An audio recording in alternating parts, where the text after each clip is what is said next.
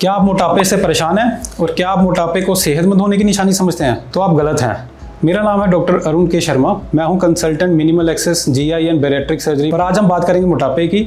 तो मोटापा अक्सर सेहतमंद होने की निशानी समझा जाता है, खासकर पंजाब में या नॉर्दर्न इंडिया में, बट आप पूरी तरह से गलत हैं, क्योंकि इसके साथ आती हैं बहुत सी बीमारियां। और अगर मैं लिस्ट बनाऊं तो पहले नंबर पे diabetes very closely associated with obesity.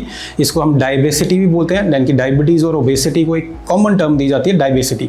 उसके अलावा लीवर, फैटी लीवर की दिक्कत बहुत ज़्यादा है। कई बार तो लीवर इतना प्रोग्रेस कर जाता है फैटी लीवर में कि सिरोसिस हो जाता है, लीवर फेलियर में चला जाता है पेशेंट और लीवर ट्रांसप्लांट की ज़रूरत पड़ सकती है। So obesity can lead to liver failure.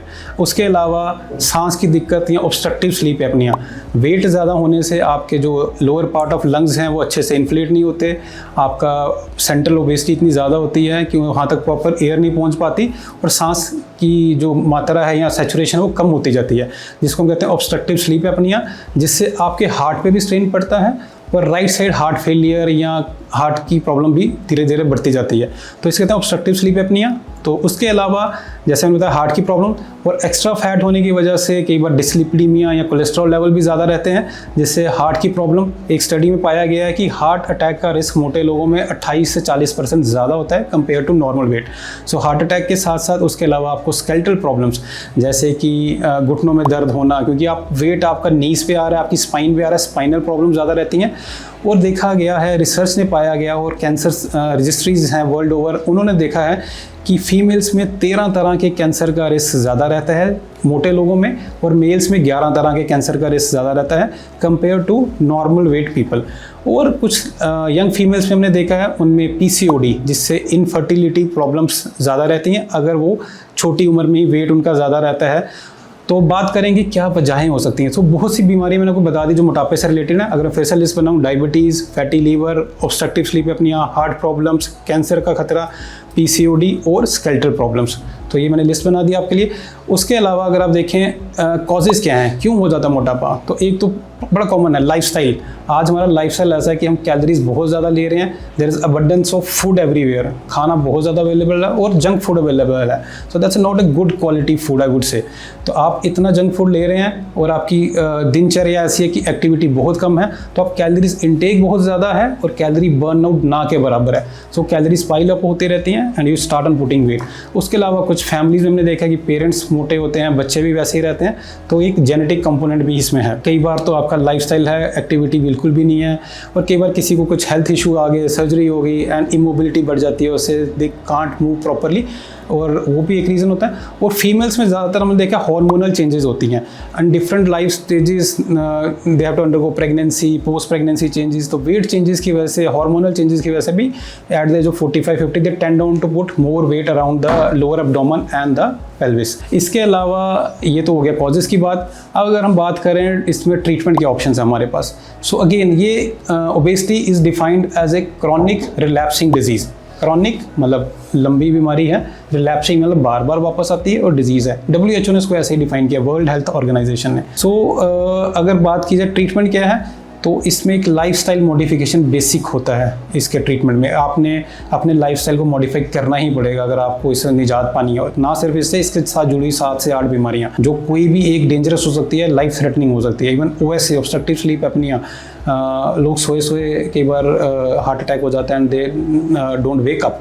So it's a very very lethal condition. Diabetes you all know can affect our eye sides, our kidneys, our liver and all those organs. कई बार patient की kidneys damage होते हैं, dialysis पे चले जाते हैं। सो इनमें से कोई भी एक बीमारी जानलेवा हो सकती है जो मोटापे से रिलेटेड है। So lifestyle modification has to be the core base of this treatment. आपकी अगर लाइफस्टाइल मॉडिफिकेशन आप नहीं कर पाएंगे तो आप इससे कभी बाहर नहीं आ पाएंगे। तो जिसमें आपकी calorie intake, you have to watch whatever you eat. आप मुँह में क्या डाल रहे हैं वो बहुत ज़रूरी है। तो आपको इम्पॉर्टेंट है आप क्या खा रहे हैं, you have to watch. Occasionally 1 meal a week आप कुछ भी खा सकते हैं, but on most days, most meals you have to be very watchful what to eat. So ये कैलोरी रिस्ट्रिक्शन बड़ी इंपॉर्टेंट है। उसके साथ एक्सरसाइजेज बहुत इंपॉर्टेंट है। यू हैव टू गिव, पुराना डिक्टम है, 15, 20, 30 मिनट एक्सरसाइज डेली करनी ही पड़ेगी आपको। 24 घंटे में आधा घंटा निकालना ही पड़ेगा, चाहे 15-15 मिनट करके सुबह शाम निकालिए, but you have to exercise to burn those calories. Only then you will be eligible to eat something good good. Okay, so एक तो ये लाइफस्टाइल मॉडिफिकेशन आ गया, बट उसके बावजूद अब किसी का वेट बहुत ज़्यादा 25, 30, 40 किलो ओवर वेट है, सो इस lifestyle modification is not sufficient. कुछ 2-4% लोग ही लाइफस्टाइल मॉडिफिकेशन से वेट मेंटेन कर पाते हैं अगर उनका वेट बहुत ज़्यादा है। सो उसमें ऑप्शन हमारे पास आता है। दूसरी चीज़, आप ओवर एजेंट ऐड करते हैं, जैसे हमारे पास मेडिसिन आती हैं, टैबलेट्स आती हैं जो आपको रूटीनली 3 से 6 महीने साल भर भी ले सकते हैं। Then there are options of gastric balloon, जिसमें हम पेट के अंदर एक बैलून डाल देते हैं जिससे आपकी कैलोरी रिस्ट्रिक्शन हो जाती है, वो भी 4-6 महीने आपको हेल्प करता है। And then there are newer injections, आपने सुना होगा मोंजारो, ओज़ेम्पिक, बेसिकली सॉल्ट्स हैं जिसमें सीमाग्लूटाइड, टिrzepatide, इस तरह के सॉल्ट्स हैं जो इंडिया में रेडिली अवेलेबल हैं। सो इन इंजेक्शन से जो वीकली करने पड़ते हैं आपको, इनसे भी आप 3-6 महीने या साल भर इंजेक्शन करके अपने वेट को 10-15 या कभी कभी 20% भी कम कर सकते हैं। बट इनका एक डाउन साइड है, आप जब तक ये चीज़ें कर रहे हैं तब तक ही वेट मेंटेन होगा, आपने ये छोड़ा वेट रीगेन होना शुरू हो जाएगा, ठीक है। और ये 15-20% तक हेल्प कर सकते हैं वेट। तो बेसिक आपको लाइफस्टाइल मॉडिफिकेशन रखना ही रखना है, वो इन सबके साथ करना है। आपने डाइट कंट्रोल करनी है, आपने एक्सरसाइज करनी है, आपने कैलोरीज कितनी ले रहे हैं, कितना बर्न आउट करना है, तो that has to be followed strictly. Okay, so इसके अलावा एक बड़ा मिथ भी है, आजकल काफ़ी चर्चा भी रहती है कि सर्जरी करवानी चाहिए ना, वेट लॉस सर्जरी या बैरिएट्रिक सर्जरी पे आता हूँ मैं। सो ये एक गोल्ड स्टैंडर्ड है वेट लॉस के लिए, दैट इज़ फॉर श्योर। आप 25 से 35% या 40 या कुछ केस में 50% तक वेट लॉस अचीव कर सकते हैं। सो ये उनके लिए जिनका बॉडी मास इंडेक्स होता है आपका weight in kilograms and height in metre square की रेशो। तो आपको अपना वेट पता है, आप अपनी हाइट चेक कीजिए, गूगल पे जाइए, अपना BMI देख लीजिए, बॉडी मास इंडेक्स। अगर ये 35 के ऊपर है और आपको कोई भी, जैसे मैंने शुरू में बीमारियां गिनवाई, उनमें से कोई भी दिक्कत है तो वो आप क्वालिफाई करते हैं सर्जरी के लिए, ठीक है। क्योंकि उस केस में आपको बाकी मेयर्स इतने हेल्प नहीं करेंगे जो मैंने पहले गिनाए, जैसे आपकी लाइफस्टाइल मॉडिफिकेशन के साथ साथ डाइट, एक्सरसाइज या फिर मेडिसिन हैं या इंजेक्शंस आते हैं। इस सिनेरियो में आपको बड़ा ज़रूरी है कि आप सर्जन से मिलें, जो बैरिएट्रिक सर्जन है या वेट लॉस सर्जन है, उनकी गाइडेंस लें। या फिर BMI 40 के ऊपर है तो तब तो ये डेफिनेटली क्वालिफाई करते हैं आप सर्जरी के लिए। इस सर्जरी में हम दूरबीन के ज़रिए जाके, जिसमें 3 या 4 छोटे छोटे होल बनाए जाते हैं पेट में, जैसे आप रूटीन आपने सुना होगा भाई गॉल ब्लैडर सर्जरी होती है, की होल या बटन होल या लेज़र सर्जरी भी इसको लोग कहते हैं। तो बेसिकली इसे लेप्रोस्कोपिक सर्जरी, जिसमें छोटे छोटे की होल बना के अंदर जाया जाता है और पेट के साइज़ को रीसाइज़ किया जाता है, या फिर उसको छोटे इंटेस्टाइन को स्टमक के साथ अटैच करके बाईपास किया जाता है। तो इसमें 4 या 5 तरह के प्रोसीजर्स होते हैं, वो इंडिविजुअलाइज हर पेशेंट को चेक करके, टेस्ट किया करके एडवाइस किया जाता है।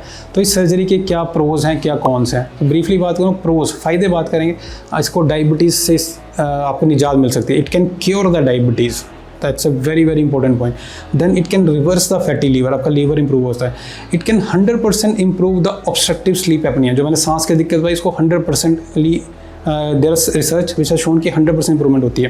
कार्डिक डिजीज़ का जो मैंने बताया 28 से 40% रिस्क बढ़ जाता है, उसको रिवर्स कर सकता है। उसके अलावा जब वेट कम होगा आपकी स्केलेटल प्रॉब्लम्स कम हो सकती हैं।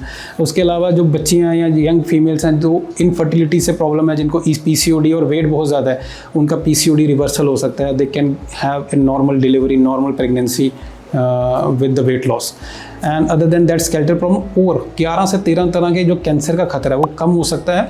और उसका एडवांटेज ये है, आप वेट कम होगा तो आपकी इन्वेस्टिगेशन, जैसे कल को अल्ट्रासाउंड ही करवाते हैं तो अल्ट्रासाउंड में कई बार लिख देते हैं कि बहुत एक्सेसिव फैट है, दे कुडंट सी, तो उसमें डायग्नोस्टिक एबिलिटी अच्छी हो जाती है इन्वेस्टिगेशंस की। तो कुछ गांठें पेट के अंदर हों, शरीर के अंदर हों, उनको डिटेक्ट करना ईजी है अगर होता भी है। और सबसे बड़ी जब आपकी क्रॉनिक इन्फ्लेमेशन है बॉडी में, जो कम हो जाएगी तो बहुत तरह के कैंसर का, जैसे फीमेल्स में बच्चेदानी का कैंसर या ब्रेस्ट कैंसर के रिस्क कम हुए हैं। It has been seen in research and it's been very well documented in literature.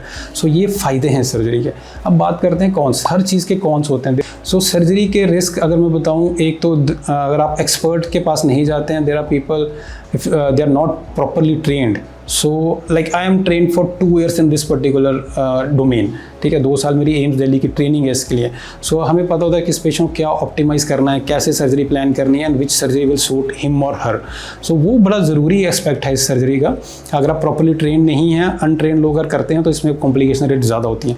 Otherwise this surgery is very safe. इसकी सेफ्टी को कंपेयर किया जाता है routine gall bladder laparoscopic surgery के साथ। So this surgery is 99.8% safe and successful अगर expert द्वारा की जाए। और दूरबीन से की जाती है, 24 से 48 घंटे में पेशेंट घर चला जाता है। ही और she can take care of him और herself from next day onwards. और इसमें वेट लॉस आपका ग्रेजुअल होता है, हर हफ्ते 1 से 2 किलो वेट लॉस करके आप 25, 30, 35 से 40% तक वेट लॉस अचीव कर सकते हैं ओवर नेक्स्ट 6 to 9 मंथ्स। अब कॉन्स में बात करें, एक तो इमीडिएटली सर्जरी के दौरान कुछ ब्लीडिंग का रिस्क हो सकता है, अगर कोई एनास्टोमोसिस जॉइंट बनाए उसमें लीक होने का खतरा रहता है 1-2%। और बाद में लॉन्ग रन में न्यूट्रिशनल डेफिशिएंसीज की प्रॉब्लम आ सकती है। न्यूट्रिशनल जैसे आयरन की कमी हो सकती है, आपको प्रोटीन की कमी हो सकती है।